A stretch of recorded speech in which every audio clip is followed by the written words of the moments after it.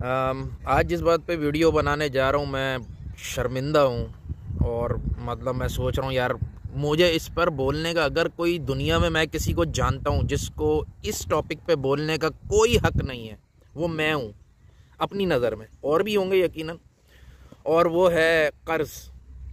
तो इतनी चपेटें पड़ गई हैं, इतना ख्वार हो चुके हैं, अल्लाह बस बचाए। बस अल्लाह से ही उम्मीद है कि यार ऊपर ही जाके कुछ मिलेगा। तो कर्ज़ हमारे ख़ासकर माशरे में, अल्लाह बचाए पाकिस्तानी मुसलमानों से, ख़ासकर अगर आपने इन्हें कर्ज़ दे दिया तो अब आपका बस क़यामत के दिन इंशाअल्लाह कुछ ना कुछ बदल मिलेगा, बाकी बड़ा मुश्किल है। तो मौजू ये है कि भाई कर्ज़ किसको दें, किस तरह से दें, कितना दें और किन मकासद के लिए दें, इस पर मैं थोड़ा सा कलाम करने जा रहा हूँ। इस मकसद से सिर्फ मैंने अपना मेरिट बता दिया, मेरा कोई मेरिट नहीं है इस बात पे बोलने का। मैं इसलिए बताने जा रहा हूँ कि शायद कोई पॉइंट से किसी और को फ़ायदा हो जाए, बस इस चक्कर में, जो कि वीडियोस बनाने का मेरा असल मकसद है, तो इस वजह से मैं बोलने जा रहा हूँ। तो नंबर 1 किनको दें? एक तो ये कि माजूर लोग हो ना, जो अदर देन अगर ज़कात खैरात आप कर्ज़ देना चाहते हैं तो वो दें। अब स्टार्ट में ही मैं बता दूं कि सबसे आसान तो ये है कि भाई किसी को मत दो कर्ज़, जान छुड़ाओ। लेकिन क्योंकि हमारा मज़हब ऐसा है या हमारे अकायद के मुताबिक आप अगर कर्ज़ देने की पोजीशन में, तो इसका मतलब ये माल आपकी ज़रूरत से कुछ ज़ायद है। तो इस्लाम तो ये समझता है कि आप वैसे फ्री में ही अपने किसी मुसलमान भाई की मदद कर दें। आप उसको कर्ज़ दे के उससे पैसे वापस ले रहे हैं, ये एक सेकंड है। लेकिन अगर आप उससे ज़ायद का मुतालबा करेंगे वो तो फिर सूद की बात आ जाएगी। तो इसलिए बस जो दे रहे हैं वही ले रहे हैं। थोड़ा बहुत नुकसान हो रहा है आपका, बस इतनी खैर है। लेकिन हमने सुना है, पता नहीं, मेरा तो ख्याल है ऑथेंटिक बात है, क्योंकि मेरे तो अकल में आ गई है ये बात कि खैरात, किसी को सदका खैरात देने से ज़्यादा सवाब का काम है कर्ज़ देना। और मुझे शुरू में ये बात समझ नहीं आई, लेकिन अब बहुत अच्छी तरह आ गई है कि भाई असली चीज़ तो तकलीफ़ है ना, तो इसकी जो तकलीफ़ है वो टाइट तकलीफ़ है। तो नंबर 1 आप माजूरों को देंगे। नंबर 2 खूनी रिश्तों को दें कर्ज़, मगर कितना, इतना कि वो रिश्ते ख़राब ना हो, ठीक है। नंबर 3 क्लियर ट्रैक रिकॉर्ड के हामिल लोगों को आप कर्ज़ दे सकते हैं। नंबर 4 अमीरों को आप कर्ज़ दे सकते हैं, और लेकिन उसको उसकी नेटवर्थ का मैक्सिमम 5% आप अपना, अच्छा ये आपकी भी नेटवर्थ का 5% से ज़्यादा ना हो जो आप कर्ज़ दे रहे हैं। मिसाल के तौर पे आपकी नेटवर्थ 1 करोड़ है, तो किसी को 5 लाख से ज़्यादा का कभी कर्ज़ा नहीं दीजिएगा। इसी तरह जिसको दे रहे हैं उसकी नेटवर्थ 1 करोड़ है, तो उसको 5 लाख से ज़्यादा का नहीं देना।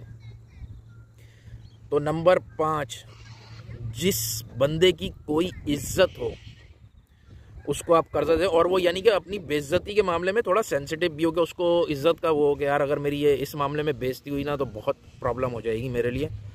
तो ऐसे बंदे को आप कर्ज दे सकते हैं। कितना दे सकते हैं मैंने बता दिया, 5% दे सकते हैं। और दूसरी बात मैंने ये बता दी कि जिसके पूरे का पूरा कोई पी जाए, डिकार जाए, माल हलाक हो जाए, कुछ हो जाए, तो आपको गम ना हो। अब नेक्स्ट है किन मकासद के लिए दिया जा सकता है कर्ज, ठीक है।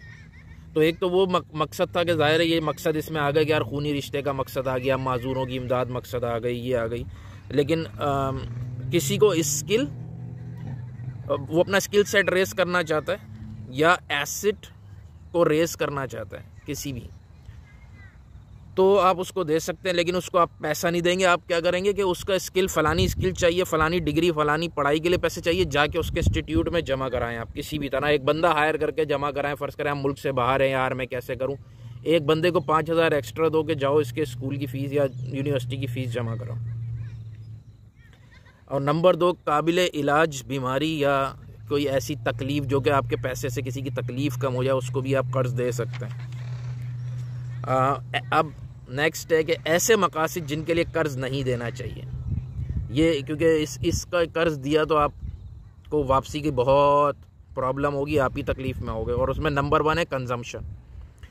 ऐसा माल जो ले के वो बंदा कंज्यूम कर देगा, बेटी की शादी है, ये पैसे आपको वापस बहुत मुश्किल है कि मिलेंगे, क्योंकि ये कंज्यूम हो जाएंगे। किसी ट्रिप पे जाना है, कंज्यूम हो जाएंगे, तो जो पैसा कंज्यूम हो जाएगा वो मिलना मुश्किल है।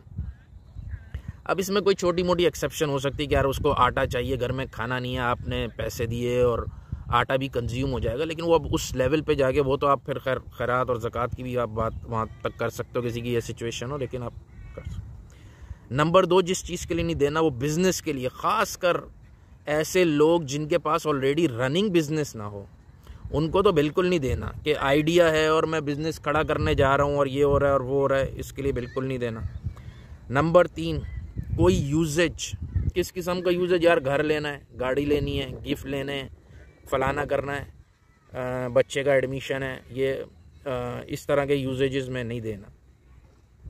नंबर 4, जिस तरह बिज़नेस है इसी तरह जो फ्यूचर प्लान्स होते हैं लोगों के, मिसाल के तौर पे यार मैं बस बाहर जा रहा हूँ, उसके लिए मुझे पैसों की ज़रूरत है, बस तेरा भाई बाहर पहुँच के यूँ कर देगा वो कर देगा, वीज़ा अप्लाई करना है, आइल्स का टेस्ट देना है, फ़लानी प्रिपरेशन करनी है, उसके पैसे दे दो, बाहर जाके बस मैं पहुँचा 6 महीने में और बस आपको वापस, ऐसे ना वो पहुँचेगा ना वो पैसे मिलेंगे, अल्लाह अल्लाह खैर सल्ला। नंबर 5, किसी और से पैसे लेके किसी और को देना, ये नहीं करना चाहिए। यानी कि किस मकसद के लिए, सिर्फ इसलिए कि यार मेरी इज़्ज़त, मेरा नाम, मेरा फ़लाना रह जाए, मेरे पास नहीं है, मैंने किसी को लेके किसी को दे दिया, यानी कि अपनी इज़्ज़त की खातिर किसी को कर्ज देना जो कि आपकी हैसियत में ही नहीं है, ये नहीं करना चाहिए। अब ऐसे अफराद जिनको कर्ज नहीं देना चाहिए, वो अफराद कौन है? नंबर 1 तो है गरीब को कर्ज नहीं देना चाहिए। अब मैं चीज़ों की डिटेल में नहीं जा रहा, कुछ चीज़ें सुनने में बुरी लग रही होंगी, लेकिन बहरहाल लगती रहें।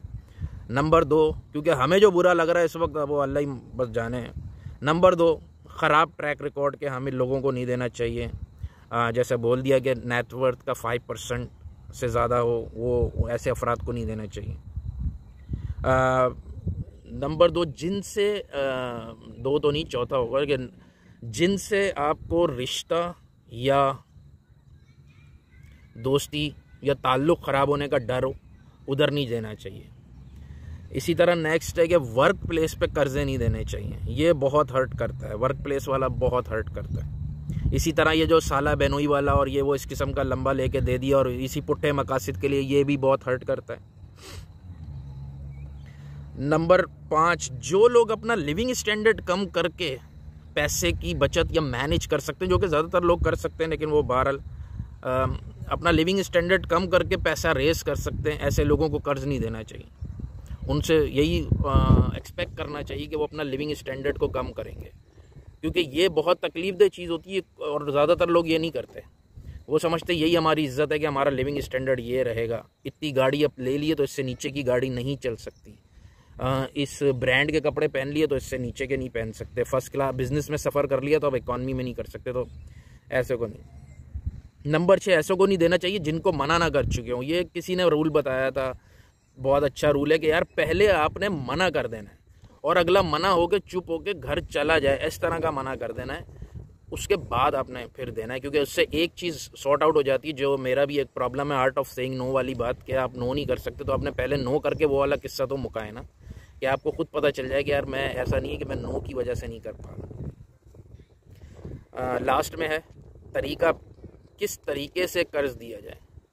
तो नंबर वो है कि यार एक तो डायरेक्ट कैश में नहीं देना, ठीक है, डायरेक्ट कैश में किसी को पैसा नहीं देना, डिपॉजिट जिसका कोई सबूत हो, ट्रांसफ़र, ठीक है, वो देना। नंबर 2, कोई चीज़ गिरवी रख के दें, तो ये आपका थोड़ा सा प्रोटेक्ट हो सकता है। नंबर 3, लिखत पढ़त जो सुन्नत के मुताबिक हो, यानी कि हम लोग ये सुन्नत पे अमल नहीं करते और लिखत पढ़त नहीं करते, जिसकी वजह से हमें बहुत इश्यूज़ होते हैं। नंबर 4, पोस्ट डेटेड चेक्स ले लें। भाई तुम मुझसे 3 महीने में वापस कर रहे हो जी, कसम उठवा लें अल्लाह की कसम, और ये लेते हुए तो लोग क्या करते हैं, तो आप उनसे बोलो यार तुम 4 महीने बाद का मुझे चेक दे दो, अपना पोस्ट डेटेड चेक ले लें, और उस चेक के साथ करना कि आगे एक पॉइंट में आ रहा है वो भी बता दो। तो नंबर 5 है कि अपनी इन्फ्लेशन को कवर करने के लिए डॉलर या सोने में कर्ज दें, यानी कि सोना ही दें उसको। भाई ये 24 कैरेट का मैं आपको 20 ग्राम दे रहा हूँ, यही 20 ग्राम मुझे 24 कैरेट ला के दे देना। नंबर 6 के पैसा कोशिश करनी है कि यार बैंक ट्रांसफ़र रसीद टाइप करें या एग्रीमेंट कर लें, रिटन एग्रीमेंट विद 2 गवाहान साइन, जैसे कि एक आ गया कि लिखत पढ़त, तो वही। नंबर 7, जामिन। किसी को बीच में जामिन डालें, और अगर ऐसा जामिन मिल जाए जो बोले कि भाई मैं ज़मानत देता हूँ, तो उससे बोले यार फिर आप जो है ना, इन केस ये ना दे तो आप मुझे अपने चेक लिख के दे दो, 6 महीने में इसने वापस करना, आप 8 महीने बाद का मुझे एक चेक दे दो, ठीक है, ताकि ये नहीं देगा मैं आपके पास आऊँगा, 1 महीने का आपके पास भी टाइम होगा, आप इससे मुझे रिकवर करा के दे देना, वरना मैं आपका चेक कैश करा लूँगा। तो नंबर 8 ये होता है कि ख़ुद डायरेक्ट ना दें, किसी को बीच में डाल के कि भाई ये दे रहा है तुम इसको चेक दे दो, मैंने तुम्हारे लिए इससे अरेंज किया है। या झूठ नहीं बोलना, अगर आपने अरेंज किया है तो जाहिर है फिर आप बोले भाई ये आपको दे रहा है, आप जानो ये जानो, इसको पोस्ट डेटेड चेक दे दो। तो अब आप उसको पोस्ट डेटेड चेक दिलाएंगे और वो क्या करेगा कि चेक को डिसोन करा के FIR कटा देगा बगैर पूछे, या पहले मोहलत देगा 1 महीने की, उसके बाद आप बता दोगे कि भाई वो अब FIR कटा रहा है, मुझे ना कहना। तो ये बहुत फ़र्क पड़ता है इससे। या दूसरा ऐसा है कि वो जो जाके उसके घर पे शोर डाल सके, गालियाँ दे सके, जो भी करना है बदतमीज़ियाँ कर सके। नंबर 9, गवाह। जिस बंदे के गवाह ऐसे हों, ख़ासकर गवाह ऐसे लोगों को बनाए जिससे जो कि उसके सेंसिटिव चीज़ें हों, रिश्ते हों, बहनोई, ससुर, बाप, साले, अगर ये उस एग्रीमेंट के गवाहान हैं, तो जब आप उनको पुश करोगे तो बहुत उम्मीद है कि वो आगे पुश करेंगे और आपका कर्ज निकलने के कोई असबाब बन पाएंगे।